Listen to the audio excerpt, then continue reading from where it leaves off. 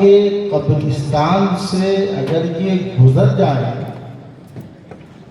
تو اس قبرستان میں جتنے مردے ہیں ان کے قدموں کی برکت سے اللہ تعالیٰ ان کے اوپر سے عذاب کو اٹھا لیا کرتا ہے۔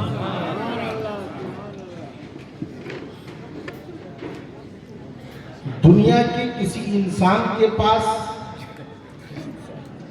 آپ اپنی اولاد کو چھوڑیں، آپ کی اولاد کو وہ بہتر انسان تو بنا سکتا ہے، اچھا انسان تو بنا سکتا ہے، مگر جب آپ اپنی اولاد کو کسی ادارے میں لے کر جاتے ہیں تو ادارہ آپ کو بیٹے کی شکل میں واپس صرف نہیں کرتا بلکہ آپ کے لال کو حافظ قرآن کی شکل میں۔ آج جس بیٹے کو آپ نے اس حال میں چھوڑا تھا کہ بولنا تک نہیں جانتا تھا، آج آپ کے سامنے آپ کے بیٹے کو جب پیش کیا جا رہا ہے تو وہ رب کی کتاب کی تلاوت بھی کر رہا ہے، نعت مصطفیٰ بھی پڑھ رہا ہے، درود مصطفیٰ بھی پڑھ رہا ہے، اور پھر یہ کہ اس ادارے سے صرف حافظ قرآن بنایا نہیں گیا بلکہ وفادار مصطفیٰ بھی بنایا گیا۔ ہر ادارے میں تعلیم ہوتی ہے مگر صرف تعلیم دے دینا کمال نہیں ہے، کمال تو جب ہے کہ تعلیم بھی ہو اور تربیت بھی ہو، تعلیم بھی ہو اور تربیت بھی ہو۔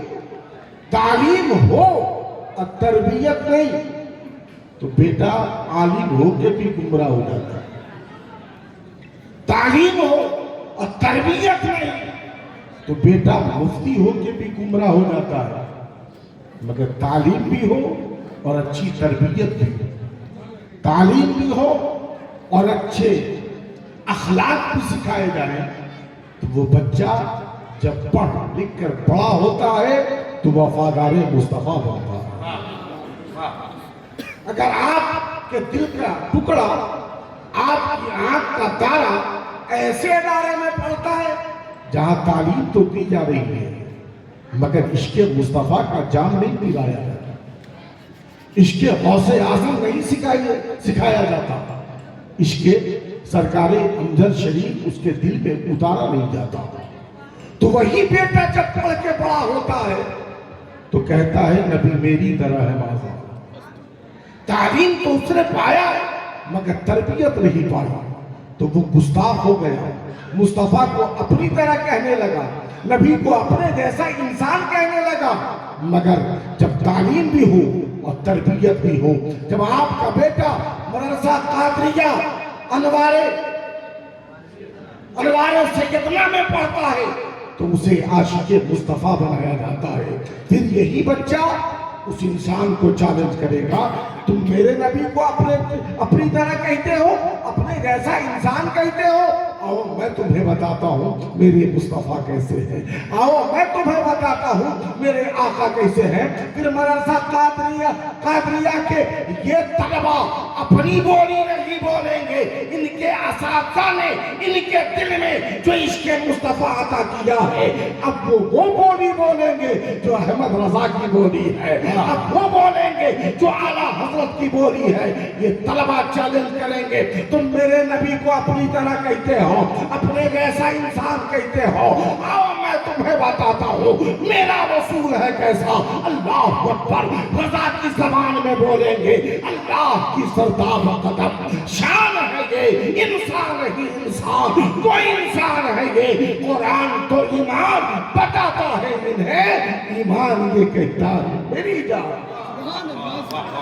تربیت جب اچھی ہوگی تب یہ بولی ہوگی، اور نہ صرف عالم ہو جائے اور تربیت اچھی نہ ہو تو جس نبی کا کلمہ پڑھتا ہے اسی نبی میں نفس بھی تلاشتا ہے، جس نبی کا کلمہ پڑھتا ہے اسی میں کمی بھی تلاشتا ہے۔ اعلیٰ حضرت فرماتے ہیں اور تم پر میرے آقا کی عنایت نہ سہی نجدیوں کلمہ پڑھانے کا بھی احسان. نبی کا کلمہ پڑھ رہا ہے اور کمی تلاش رہا ہے. نبی کا کلمہ پڑھ رہا ہے اور نبی میں عیب تلاش رہا ہے. مگر تعلیم بھی ہو, تربیت بھی اچھی ہو, تعلیم بھی ہو اور تربیت اچھی ملی ہو تو یہی طلبہ جو یہاں سے فارغ ہوئے ہیں ان ظالموں کو چیلنج کریں گے. اے نادان, تم میرے نبی میں نقص تلاش رہے ہو, کمی تلاش رہے ہو, عیب تلاش رہے ہو, مگر آؤ میں تمہیں بتاتا ہوں. اور کس طرح وہ بتاتا ہوں؟ رضا کی زبان میں بتاؤں گا, بریلوی والے کی زبان میں بتاؤں گا, اعلیٰ حضرت کی زبان میں بتاؤں گا. تو کمال حسن حضور ہے, یہ گمان نقص جہاں نہیں, یہی پھول خار سے دور ہے, یہی شمع ہے کہ دعا. پتا چلا تعلیم ہے اور تربیت ہے. تعلیم نہیں تو تربیت بیکار, اور تربیت نہیں ہو تو تعلیم بیکار. علم ہو تربیت کے ساتھ. میں نے جس آیت کریمہ کو پڑھا ہے, اللہ تعالیٰ فرماتا ہے ذَلِكَ الْكِتَابُ لَا رَيْبَ فِيهِ, یہ وہ کتاب ہے جس میں شک کی کوئی گنجائش نہیں. دنیا میں بہت سارے مذاہب کے لوگ رہتے ہیں, ان تمام مذاہب والوں کے پاس اپنی اپنی کتابیں ہیں, مگر کوئی بتا دے کھڑا ہو کر جتنے بھی مذاہب ہیں اس کی اقوام جو رہتی ہے, آپ ایک فرد کسی کو کھڑا کر کے پوچھ لیجئے کہ بتا تیرے پاس جو کتاب ہے کیا تو اس کے بارے میں چیلنج کر سکتا ہے؟ نہیں کر سکتا. دنیا میں کوئی ایسا انسان نہیں جو اپنی کتاب کے بارے میں چیلنج کرے کہ میرے مذہب کے پاس جو کتاب ہے اس میں ذرہ برابر بھی کوئی کمی نہیں ہے, ذرہ برابر بھی کوئی تبدیلی نہیں ہے, بالکل حق پر ہے. نہیں پیارے, مگر بارے قرآن تیری عزت و عظمت کو سلام, بارے قرآن تیری بلندی کو سلام. چونکہ قرآن کے بارے میں چیلنج نسیم سحر نہیں کر رہے ہیں, جناب جمال اختر نہیں کر رہے ہیں, کسی انسان کی طرف سے قرآن کے حوالے سے چیلنج نہیں کیا جا رہا ہے, بلکہ قرآن کے حوالے سے جو چیلنج کر رہا ہے وہ پروردگار اللہ ہے. یہی بات اچھے. قرآن ایک ایسی کتاب, اتنی پیاری کتاب, اتنی اچھی کتاب جو دنیا میں سب سے زیادہ پڑھی جاتی ہے, دنیا میں سب سے زیادہ دیکھی جاتی ہے, دنیا میں سب سے زیادہ آنکھوں سے لگائی جاتی ہے. عجب اتنی پیاری کتاب, اتنی اچھی کتاب. اس کتاب کے بارے میں ہمارے آقا, آپ کے آقا, ساری کائنات کے آقا, رحمت عالم, جامع عالم, روح عالم جناب محمد رسول اللہ صلی اللہ علیہ وسلم ارشاد فرماتے ہیں خیرکم من تعلم القرآن وعلمہ. نبی فرماتے ہیں تم میں سے سب سے بہتر وہ ہے جو خود بھی قرآن پڑھے اور دوسروں کو بھی قرآن پڑھائے, خود بھی قرآن پڑھے اور دوسروں کو بھی قرآن پڑھائے. کیا مطلب؟ یعنی خود بھی قرآن پڑھو, اپنے بیٹوں کو بھی قرآن پڑھاؤ, خود بھی قرآن پڑھو, اپنی بیٹیوں کو بھی قرآن پڑھاؤ, خود بھی قرآن پڑھو, اپنی بہنوں کو بھی قرآن پڑھاؤ, خود بھی قرآن پڑھو, اپنی بیویوں کو بھی قرآن پڑھاؤ. اس لیے کہ بیٹا قرآن پڑھے گا پرہیزگار ہو جائے گا, بیٹی قرآن پڑھے گی پرہیزگار ہو جائے گی, بہن قرآن پڑھے گی پرہیزگار ہو جائے گی, بیوی قرآن پڑھے گی پرہیزگار ہو جائے گی. امامیہ جب آپ کے گھر میں سب قرآن کی تلاوت کریں گے سب کے سب پرہیزگار ہو جائیں گے, جب سب کے سب پرہیزگار ہو جائیں گے وہی اللہ کے رحمتوں کی برسات. ماشاءاللہ ماشاءاللہ, بہت اچھے بہت اچھے. نعرہ تکبیر, نعرہ رسالت, عظمت قرآن مقدس. اس لیے مصطفیٰ نے جو فرمایا پڑھو قرآن اور پڑھاؤ, پورا مجمع بولیے پڑھو قرآن اور پڑھاؤ, زور سے پڑھو قرآن اور پڑھاؤ.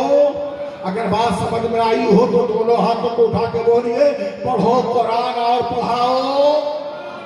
اچھا میری بات سمجھ میں آ رہی ہے تو جو لوگ پیچھے ہیں وہ آگے چلے آئیے, آگے چلے آئیے, سب لوگ آگے چلے آئیے تو ماشاءاللہ. ارے زندہ باد ماشاءاللہ, بہت اچھے ڈال کے لوگ زندہ باد. نعرہ تکبیر, نعرہ رسالت. ادھر ادھر ادھر ادھر ماشاء اللہ سبحان اللہ آ جائیے ماں